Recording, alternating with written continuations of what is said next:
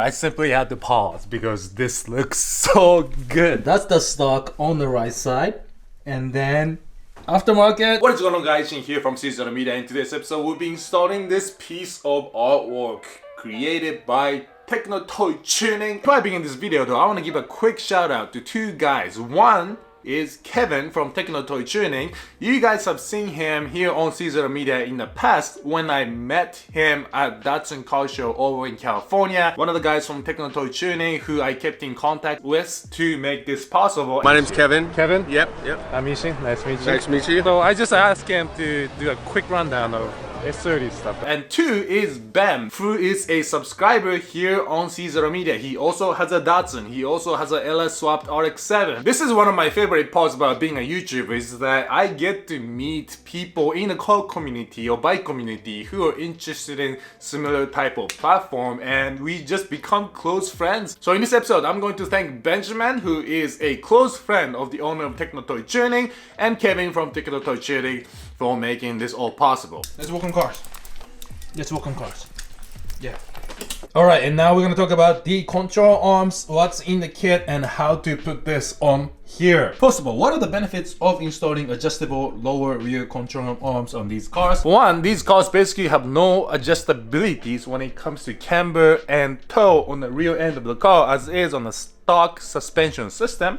So by installing the Techno toy tuning kit, you are able to extend the track width but also adjust the camber and toe. For two, Techno toy tuning's control arms come with bushings, which means not only are you adding adjustability to the car, you're also adding stability to the car by replacing your old worn out bushings. On my car, which we'll find out, is probably going to be okay in terms of bushing wear because the previous owner, as you have seen already, has stripped the whole car down. And the third reason is the fact that the tire location, or the rim location should I say, is actually adjustable front and back. As you have seen in my previous updates, this tire in my mind is sitting too far forward. There's a little gap here up front and there's much more gap in the back, which kind of is my fault for installing the over fenders right on the body line. But what this control arm kit allows you to do is adjust not just camber and toe, but also the actual wheel position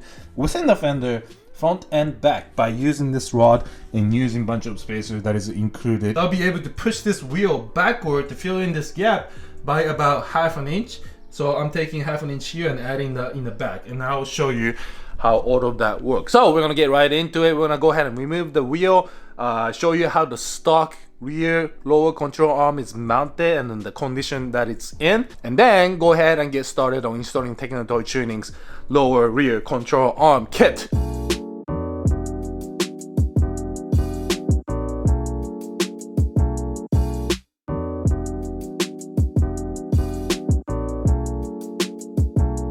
Alright guys, so the wheel is off. Let me show you what we had to do today. This is the stock lower rear control arm, and what you have to do is remove this bolt here, which connects to a spindle. It's essentially this long rod that goes inside here, goes all the way to the back, or should I say front, and gets tied up to this nut. And here's what's gonna make or break this installation job.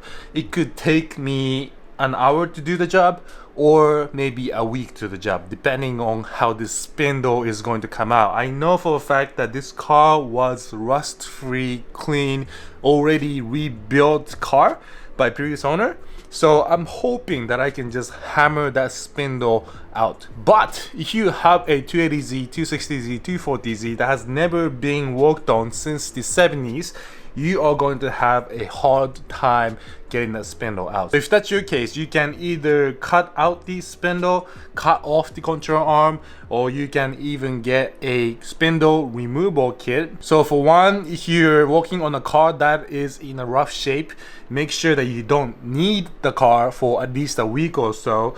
in case things don't go well. You know, expect your car to sit in the garage, sit in the jack stand for a little bit.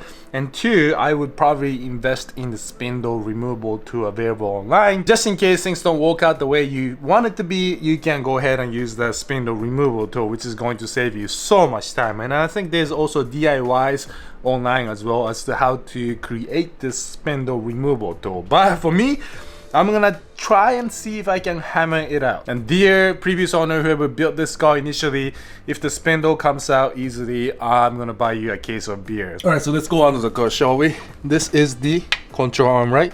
Spindle goes across. And what you have to do though is remove this bolt here in the center, which kind of holds the spindle in place so it doesn't move left and right. So get that removed. Remove these two bolts, front and back. And then also remove the swivel bolt right there. As for the frame side, you gotta remove this bracket that holds the rear control arm with two bolts holding it in, this guy and this guy. And same for the front, you got two bolts holding the control arm in place. So I'm just gonna go ahead and get everything removed.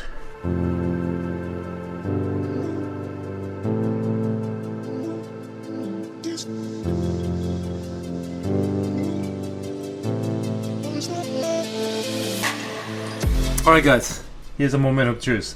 Nuts out on the both sides. And I'm just gonna hit it with a hammer and see if this thing even moves. I just ended up putting the Fair Lady badge here on the side, which I absolutely love. So we'll see if this car is going to be a Fair Lady or pain in the ass lady today. And by the way, all of this is going to be replaced with a brand new rod anyway, so it doesn't really matter if you bang that up.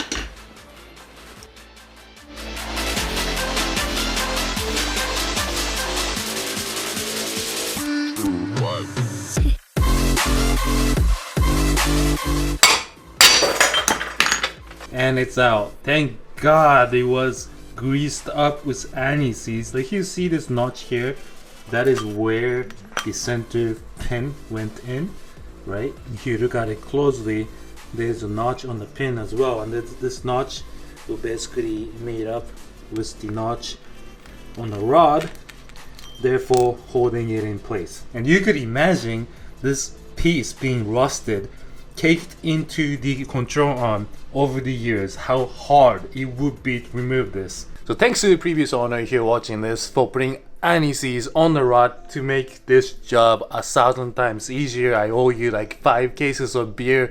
For real though, if you're watching this, hit me up because I'm gonna send you some goodies. Alright, so what I need to do now is remove these brackets in the back and up front, and the inner side of the lower control arm should just drop out. Hey, hi, are you here to help me? Yeah, you are. Yeah.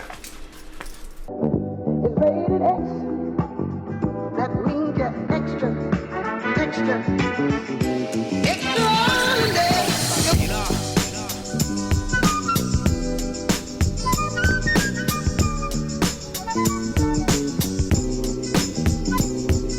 And guys, the control arm is out. So now we got the stock control arm on the left and the aftermarket control arm on the right.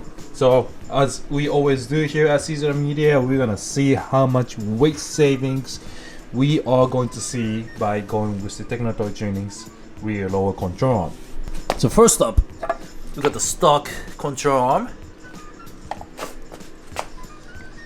I'm just gonna balance it like that. Up top, we got let's see, about 16.5 pounds for the stock ones, and with the aftermarket we got 13, about 14 pounds. So we're saving about 3 pounds per side, 6 pounds total from rear end of the car. Alright, now what we're going to do is go ahead and install these bushings on the control arm, which just slides on with the metal rod inside. I'm gonna go ahead and grease it up as well so it's nice and smooth once installed, which is included in the kit. And like the previous owner did, I'm gonna go ahead and soak this rod up with anti-seize so that it does not get stuck in here for the next owner, whoever and whenever that might be.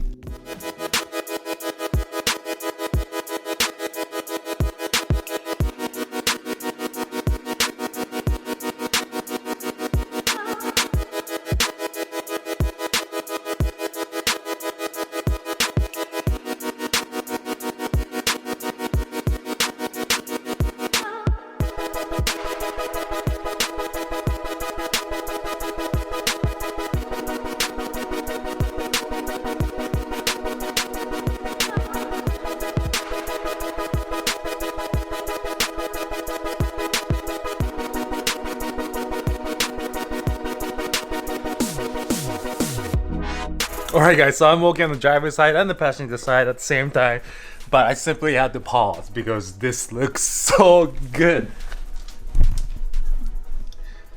So that's the stock on the right side, and then aftermarket P3 roll control arm on the driver's side. Look how clean that looks.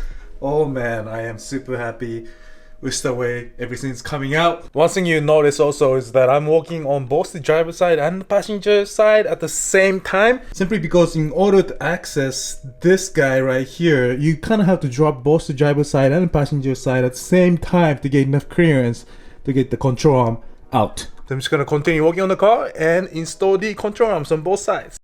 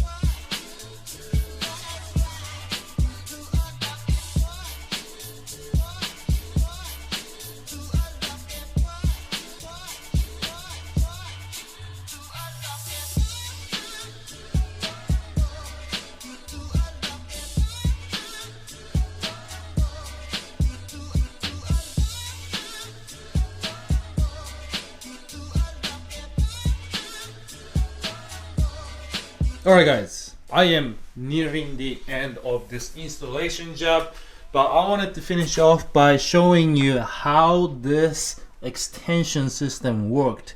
So you got here the locking nut on the outside and another locking nut on the inside, and all you have to do is spin this middle piece while everything is on the car, guys. Okay, you spin this mid piece and this would basically extend the length in or out, just like that. So with this, you can extend the track width, I think, up to an inch. You can obviously do a toe alignment as well as camber up and down. So with the coilover that I'm going to be installing with adjustable camber plates up top and this control arm setup, I'm going to have way more rear end adjustability. So that is it for today, guys. Everything went smooth, pretty easy installation. It took me about 2 hours or so to do this installation while filming, so you could probably get it done in an hour or so if you don't have to deal with taking this rod out. If you haven't done so, please smash that like button, subscribe to my channel, and definitely go check out Techno Toy Tuning because they have a lot of awesome parts for Datsun cars, front control arm, rear control arm,